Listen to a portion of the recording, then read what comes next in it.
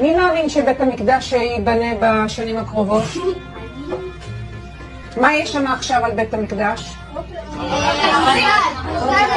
אז מה יקרה עם המסגד? ישבר? אם מכן פגש בשנה האחרונה ילד ערבי?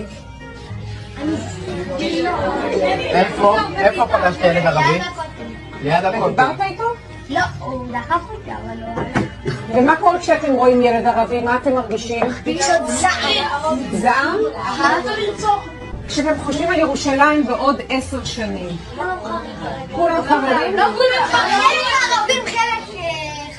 כולם יהודים, ויש גם ערבים שהם... תהיה משיח, הבנתי, כן, מה אתה אומר? שמלחמה כל הערבים ימותו, וחלק מהם יהיו עבדים. איבדת את כל הסיכום שלך. תודה רבה, תמשיכו להצליח ולראות כאן